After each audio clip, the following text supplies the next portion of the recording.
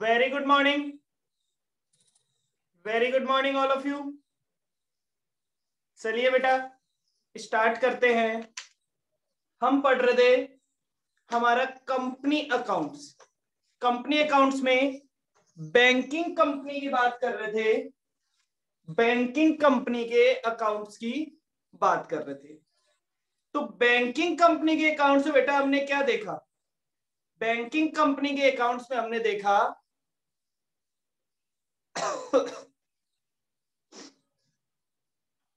Just second.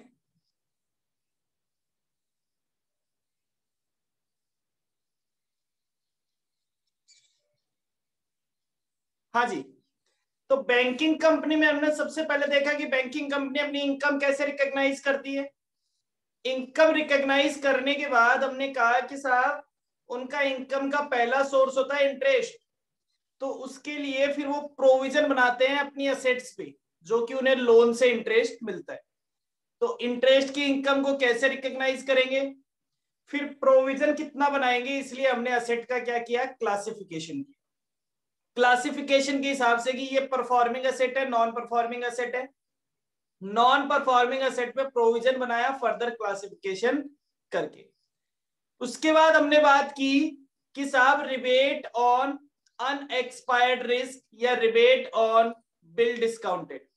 तो जो rebate थी वो दी अगर आपके बिल की ड्यू डेट अगले साल में आती है तो आपके डिस्काउंट की इनकम को इस साल से अगले साल में ट्रांसफर करना होता है। उसके लिए हमने पढ़ा रिबेट ऑन बिल डिस्काउंटिंग। यहां तक हमने पढ़ा था। यहां तक किसी को कोई दिक्कत है? एनीवन?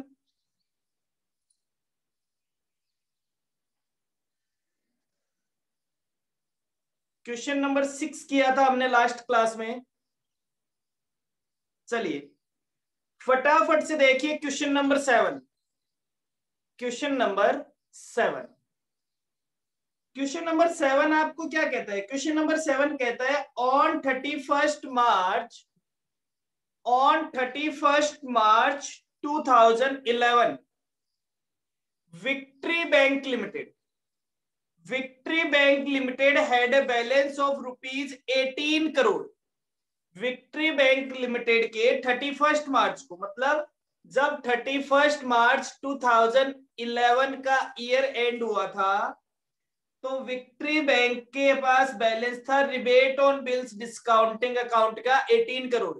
मतलब इस बैलेंस से क्या मतलब है कि 18 करोड़ रुपए का डिस्काउंट ऐसा है जो कि अगले साल से रिलेट करता है, पिछले साल के एंड में। आप तो ये बोल दो कि जब 31 मार्च 2011 एंड हुआ था तो उस दिन 18 करोड़ का डिस्काउंट का अमाउंट ऐसा था जो कि अगले साल से रिलेट करता था।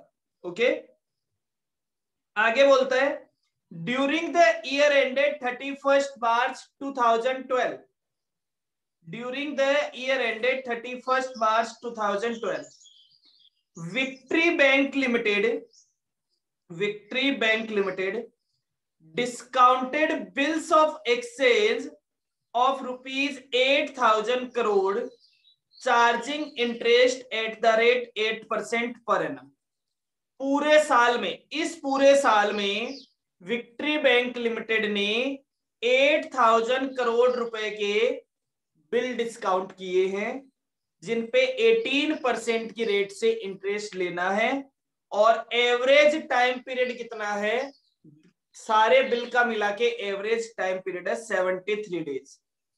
ठीक है साहब। Out of these bills of exchange of rupees 1200 crore were due 2012 being 36.5 days। अब ये कहता है साहब 31 ये जो 8,000 करोड़ के बिल थे इसमें से 1200 करोड़ के बिल साल खत्म होने वाले दिन भी ड्यू थे, मतलब वो बिल उस दिन भी बाकी थे। और उनका टाइम पीरियड कितना बाकी था? उनका टाइम पीरियड बाकी था, एवरेज था 36.5 days. You are required to pass the journal entries, हमें जर्नल एंट्री पास करनी है और हमें लेजर अकाउंट बनाने हैं। लेजर अकाउंट बनाने हैं discounting of bills of exchange, discounting of bill of exchange और रिबेट ऑन बिल डिस्काउंटेड। चलिए साहब, तो एक बार फटाफट से पूरे क्वेश्चन की दोबारा रीडिंग लगाइए, फिर हम क्वेश्चन का सॉल्यूशन करना स्टार्ट करते हैं। फटाफट से रीडिंग लगाइए साहब पूरे क्वेश्चन की।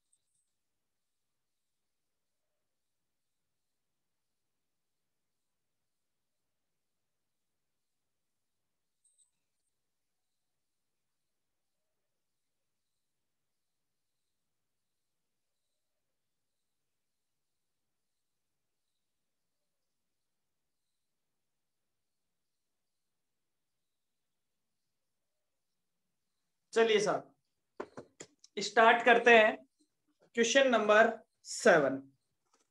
क्वेश्चन नंबर 7 आपको क्या कहता है, ध्यान से देखना।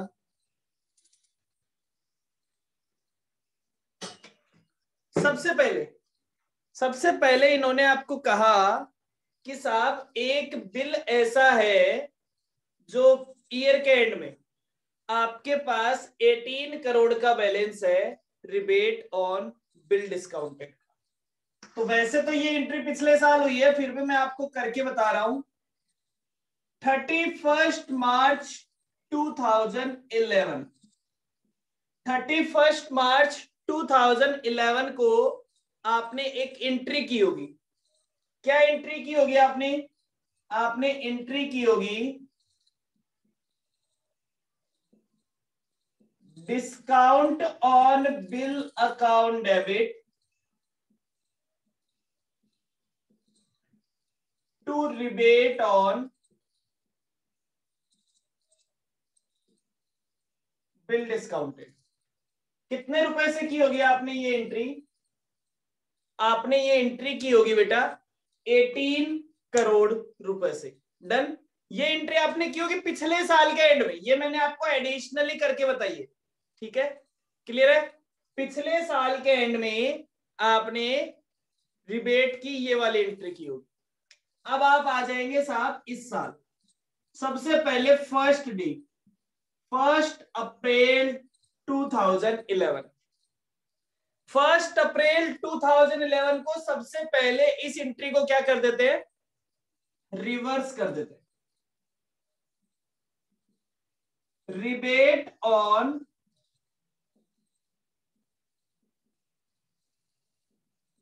Bill discounted account debit to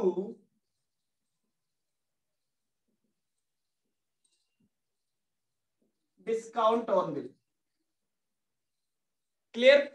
हाँ भाई, इस एंट्री में किसी को भी कंफ्यूजन है तो सबसे पहले तो ये कंफ्यूजन क्लियर कर लो। अगर किसी को कंफ्यूजन है तो जल्दी बता दो। वैसे तो नहीं होना चाहिए, कल अपन ने इस चीज को डिस्कस कर लिया था।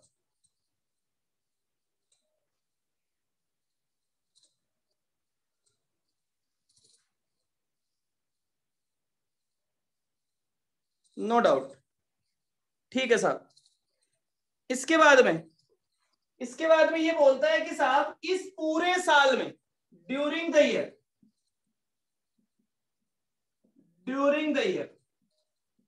पूरे साल में आपने 8000 करोड़ रुपए के बिल डिस्काउंट किए।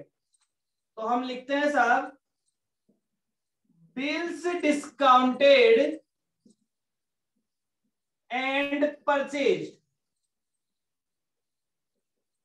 Account debit to customer to discount on bill to customer और to discount on bill 8000 crore discount का अमाउंट कितना होगा? इंटरेस्ट रेट क्या है बेटा?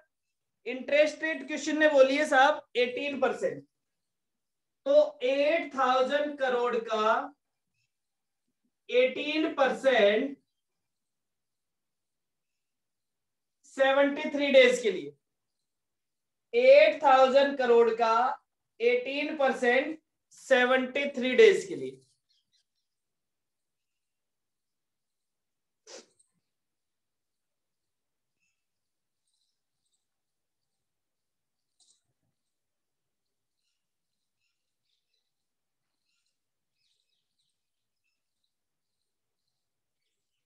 आठ 8,000 करोड़ के पूरे साल में बिल डिस्काउंट किए हैं। उस 8,000 करोड़ में पे डिस्काउंट का अमाउंट कितना है? 18%।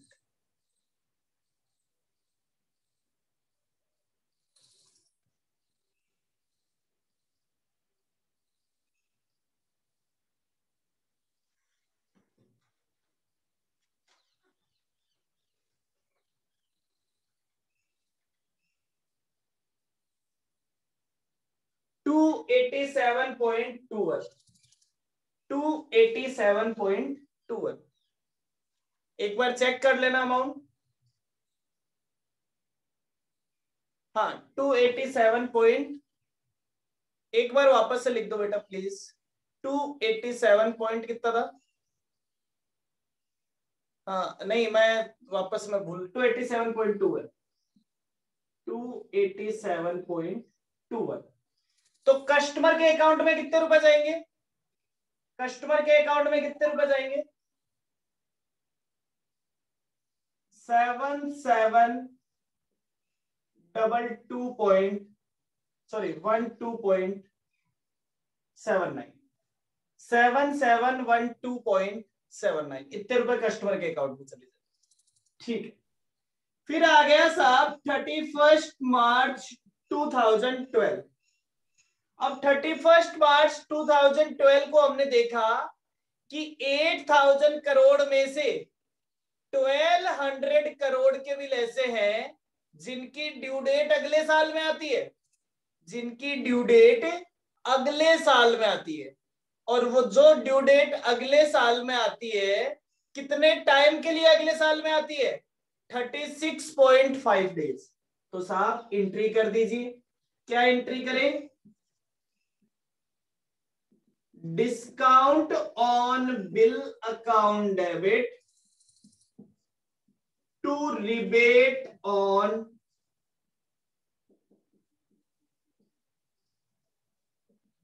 Bill discounted, to rebate on bill discounted. 1,200 crore का 18% 36.5 अपॉन 36। ये लीजिए 1,200 करोड़ का 18% 36 डेज के लिए।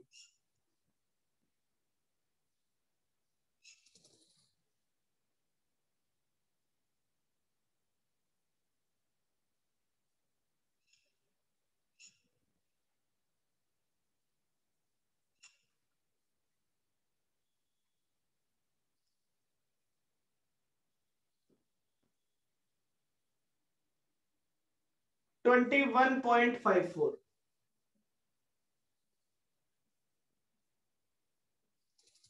21.54। बाकी का अमाउंट कहां चला जाएगा? बाकी का अमाउंट चला जाएगा P&L अकाउंट में। 31 मार्च 2012 डिस्काउंट ऑन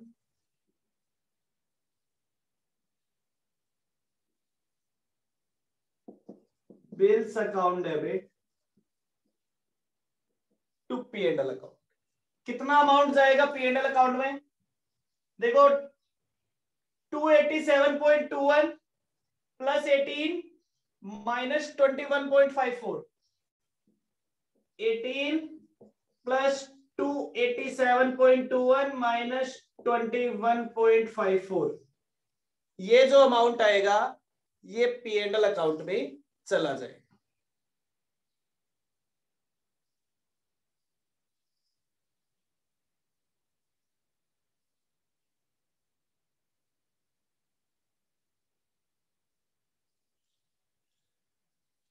283.67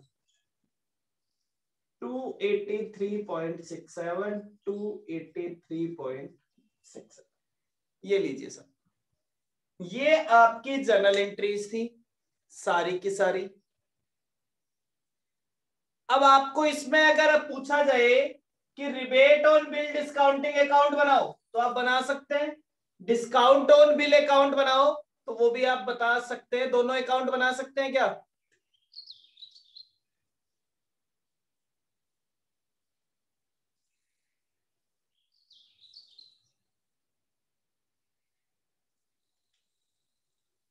ये वाली एंट्री करने की जरूरत नहीं है अकाउंट में, ये वाली एंट्री अकाउंट में लिखने की जरूरत नहीं है, इसको सीधा ही आप ओपनिंग बैलेंस से स्टार्ट करना, क्योंकि ये पिछले साल हुई थी, इस साल आप इस अकाउंट को ओपनिंग बैलेंस से स्टार्ट करेंगे 18 रुपीज से, आगे की सारी एंट्रियां करेंगे। आपको इस साल की सारी एंट्री करनी है, इस अकाउंट को 18 रुपीज के ओपनिंग बैलेंस से स्टार्ट करेंगे। ओके, हाँ, 1 अप्रैल 2012, 1 अप्रैल 2012।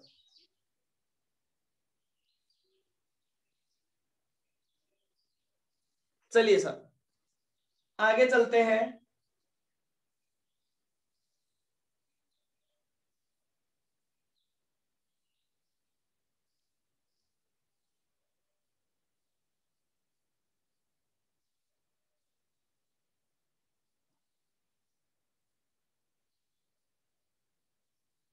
क्वेश्चन नंबर 8 देखिए बेटा, क्वेश्चन नंबर 8 बहुत ही मजेदार क्वेश्चन है, बहुत ही अच्छा क्वेश्चन है, ठीक है, इजी सा क्वेश्चन है। क्वेश्चन नंबर 8 फटाफट से देखते हैं। क्वेश्चन नंबर 8 आपको क्या कह रहे हैं? क्वेश्चन नंबर 8 कह रहे हैं the books of A bank include A loan of ₹5 lakh.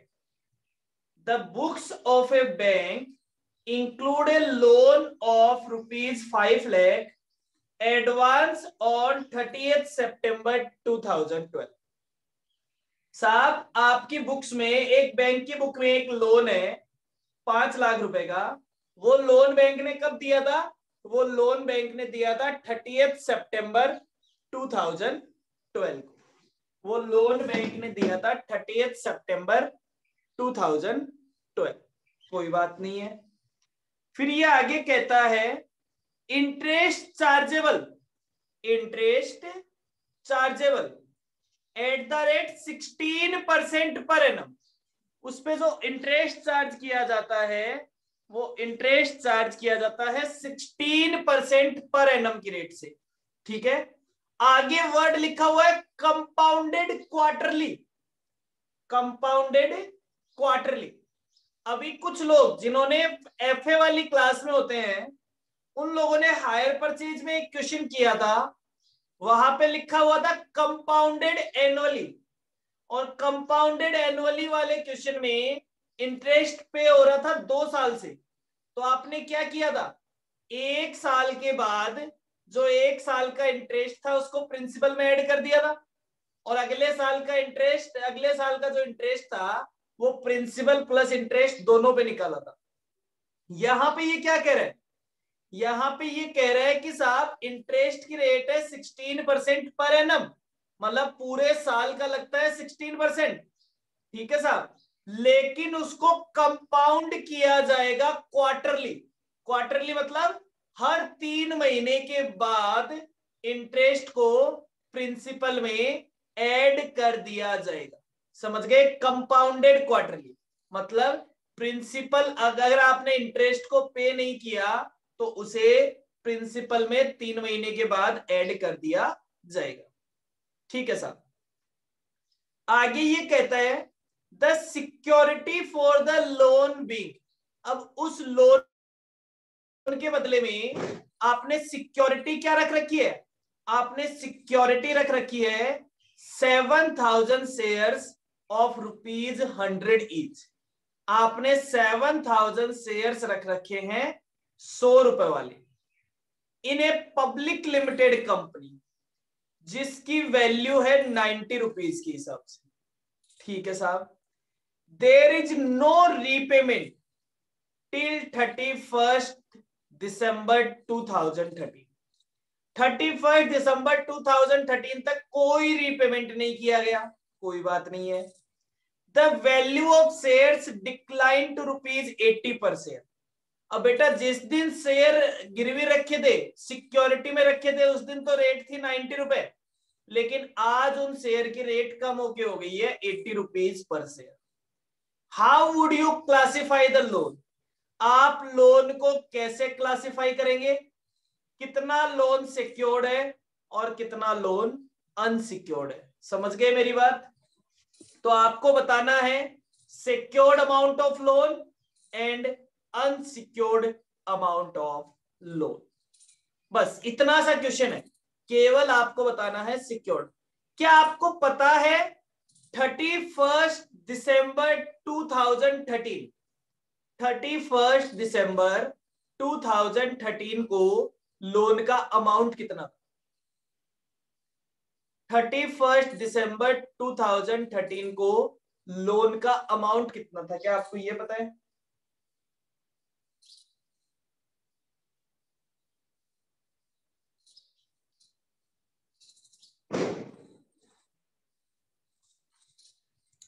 नहीं है। क्या आप कैलकुलेट कर सकते हैं?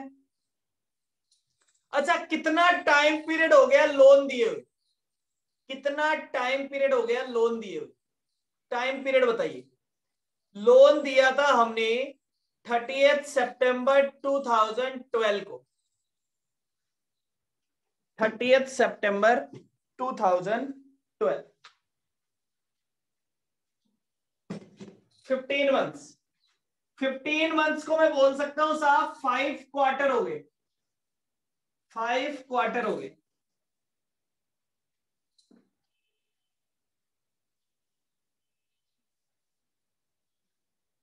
चलिए solution number 8।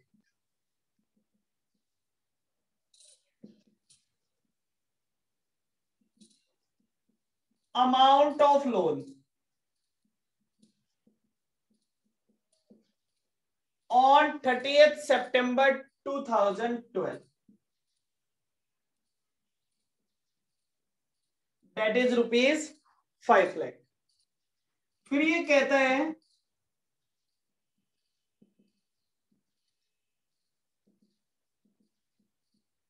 Amount of loan on 31 March, sorry 31 December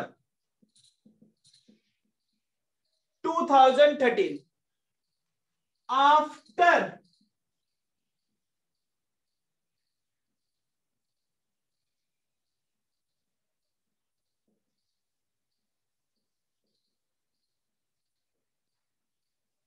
after compounding of interest.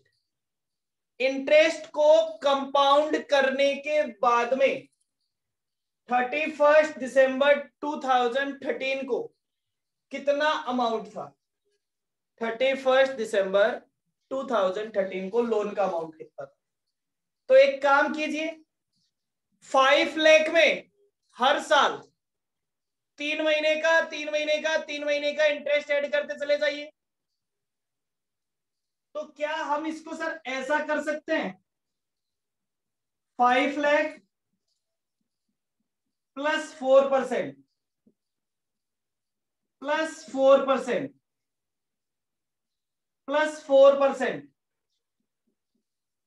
Plus 4% plus 4%।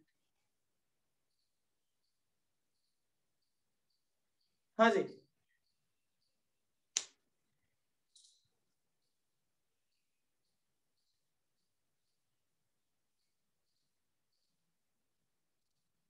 कितना अमाउंट आता है आपके? ये कैलकुलेटर की कैलकुलेशन है, ये कैलकुलेशन कैलकुलेटर की कैलकुलेशन है। 6,08,326, ठीक है साहब, 6,08,326। तो लोन का अमाउंट कितना हो जाएगा? आप ऐसा निकाल के भी देख सकते हैं। 5 लाख का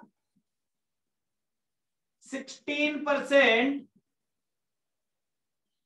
3 मंथ्स के लिए, ये हो गया साहब 20,000। फिर यहां पे निकालेंगे 5,20,000 का 16, तो ऐसे निकालते जाएंगे तो यही अमाउंट आ जाएगा। ठीक है, अब इसमें से माइनस कर दीजिए realisable value of security. Security की रियलाइजेबल वैल्यू कितनी है?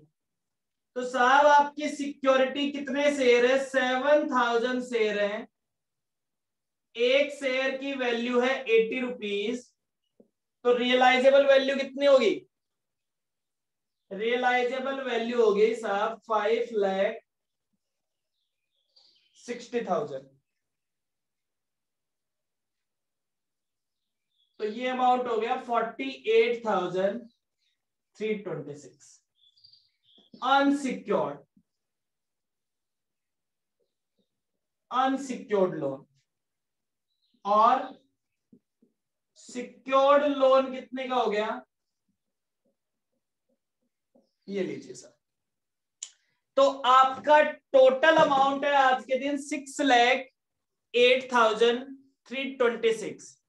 6,08,326 में से 5,60,000 की तो आपके पास सिक्योरिटी रखी है, मतलब 5,60,000 का अमाउंट तो सिक्योर्ड अमाउंट है, लेकिन ऊपर का अमाउंट 48,326 ये अमाउंट कौन सा है? ये अनसिक्योर्ड अमाउंट है। क्लियर?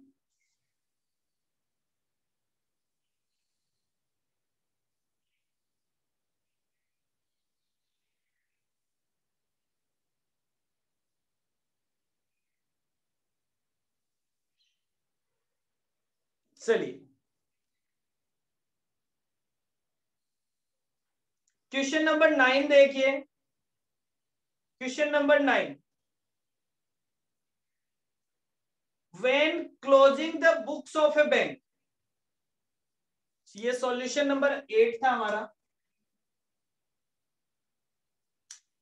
ये कहता है साहब, when closing the books of A bank on 31st December 2012 you find in the loan ledger an unsecured balance of 2 lakh in the account of merchant whose financial condition reported to you as bad and doubtful।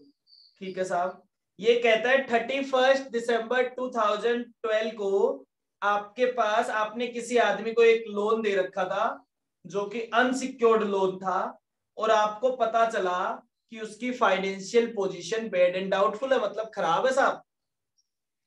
Interest on the same account amounted to ₹20,000 during the year. उस साल का उस पे interest बनता था 20,000 rupees. How would you deal with the item in of interest in 2012? आप 2012 में उस इंटरेस्ट के अमाउंट को किस तरह से डील करेंगे? ठीक है साहब, पहले तो ये बताना है कि क्या आप 2012 में इंटरेस्ट को रिकॉर्ड करेंगे, नहीं करेंगे, क्या करेंगे? फिर बोलता है during the year 2013 the bank accept 75 paisa in a rupees on account of total debt due up to 31st March 2012। 2013 में बैंक ने कहा 2012 तक आपका जितना पैसा ड्यू था उसमें आप हमें 1 रुपए के बदले में, आप हमें 1 रुपए के बदले में 75 पैसा दे दीजिए। Show the entries and necessary account showing to the ultimate effect of transaction in 2013 account under interest suspense method. सोचिए साहब, सबसे पहले तो आप मुझे बताइए, क्या 2012 में, क्या 2012 में हमें हमारे बुक में इंटरेस्ट को रिकॉर्ड करना चाहिए या नहीं करना चाहिए?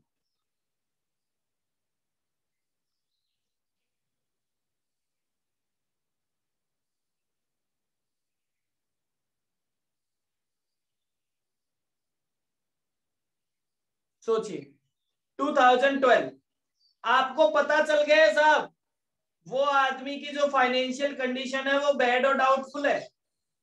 क्या आप इंटरेस्ट को अपनी बुक्स में रिकॉर्ड करेंगे या नहीं करेंगे?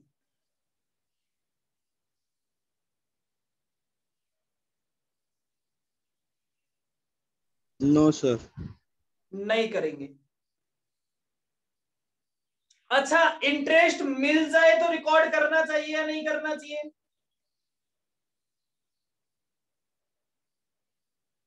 करना चाहिए। करना चाहिए।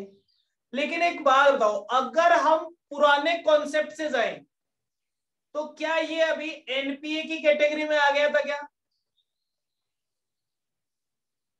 क्योंकि इंटरेस्ट तो अभी ड्यू हुआ है, इसका कौन सा पुराना इंटरेस्ट बाकी है? इसका तो पुराना इंटरेस्ट बाकी नहीं है, इसकी तो फाइनेंशियल कंडीशन खराब हो गई। तो ये कहता है कि जब इसकी फाइनेंशियल कंडीशन खराब हो गई तो भी हम इसको रिकॉर्ड करते। लेकिन क्वेश्चन ने कहा है कि आप एक काम कीजिए, आप कौन से मेथड को फॉलो कीजिए? आप इंटरेस्ट सस्पेंस मेथड को फॉलो कीजिए। तो मैंने कहा चलिए साहब, हम देखते हैं कि इंटरेस्ट सस्पेंस मेथड से कैसे इसकी अकाउंटिंग की जाती है। ठीक है, चलिए साहब।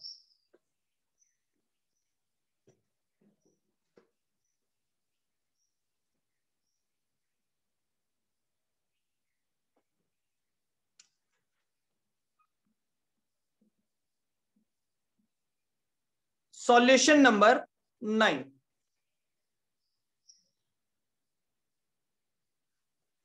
सबसे पहले आपको क्या करना है?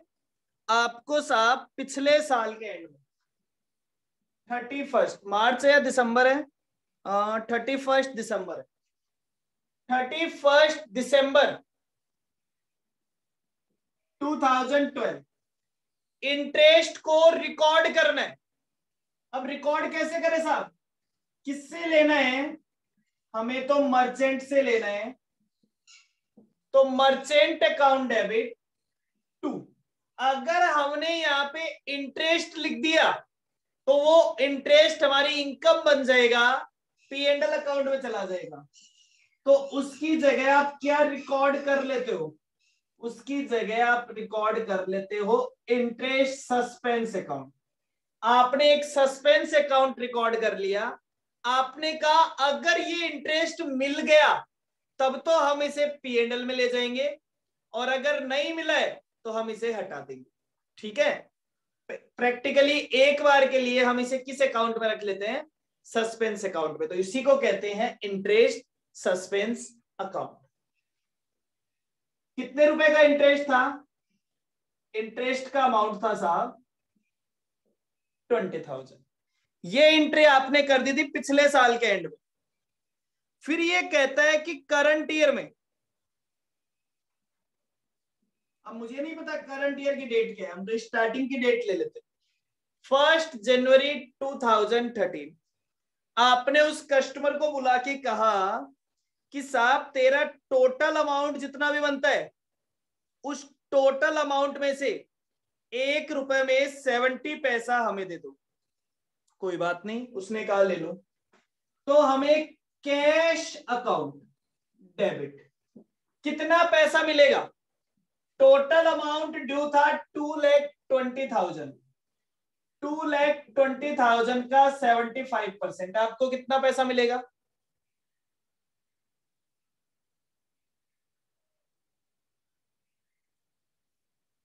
2,20,000 का 75%। भाई मुझे आपसे 2 लाख रुपए तो लोन के लेने थे, 20,000 रुपए इंटरेस्ट के लेने थे। तो टोटल 2,20,000 का 75% मुझे मिल जाएंगे 1,65,000। ठीक है, अब इस 2,20,000 में 2 लाख रुपए तो किस चीज के थे? 2 लाख रुपए तो थे लोन के। तो उस लोन में से मुझे 25% पैसा क्या हो गया साहब? Bad debts. वो पैसा मुझे नहीं मिलेगा। बेड डेप्ट अकाउंट डेबिट, कितने रुपए का बेड डेप्ट हो गया? 2 लाख का 25%,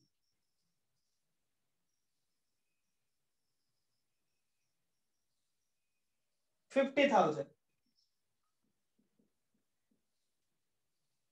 फिर बात आती है कि साहब 20,000 रुपीज आपने कहां रख रखे थे? 20,000 रुपीज आपने इंटरेस्ट सस्पेंस में रख रखे थे, तो उसका 75% तो मिल गया और 25% नहीं मिला। तो 75% को तो P&L में ट्रांसफर कर देंगे और 25% को हटा देंगे।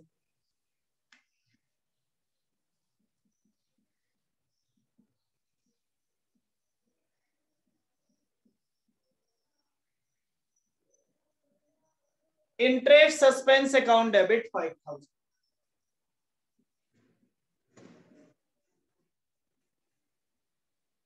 टू मर्चेंट अकाउंट,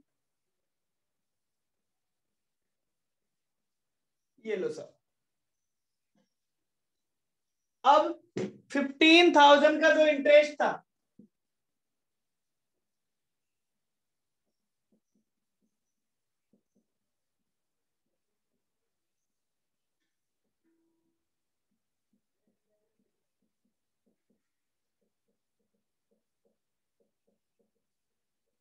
ये लीजिए, ये 3 एंट्री आपको करनी है। तीनों एंट्री क्लियर है क्या? जल्दी से बता दें। सबसे पहले हमने 20,000 रुपए के इंटरेस्ट को इंटरेस्ट सस्पेंस में रिकॉर्ड किया। फिर हमने कहा कि साहब जितना इंटरेस्ट मिल जाएगा उतना तो P&L में ट्रांसफर कर देंगे, जो नहीं मिलेगा उसे हटा देंगे। तो आपने कहा टोटल अमाउंट हो गया 2,20,000, उसमें से 1,65,000 तो मिल गया। 50,000 रुपए के लोन का बेड डेप्ट हो गया और 5,000 का जो इंटरेस्ट हमें नहीं मिला वो हमने हटा दिया। जो इंटरेस्ट हमें मिल गया उस इंटरेस्ट को हमने P&L अकाउंट में ट्रांसफर कर दिया। Clear? Any doubt?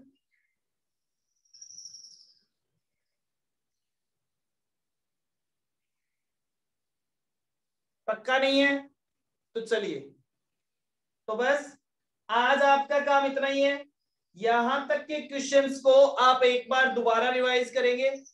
Question number 1 से लेके 9 तक आप फटाफट से दोबारा रिवाइज कर लेंगे।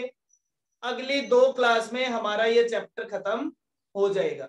ठीक है, अगली 2 क्लास में हमारा चैप्टर खत्म हो जाएगा। ओके, क्लियर है सभी को? तो चलिए यस सर। आज के लिए इतना ही। Bye bye, take care, thank you so much.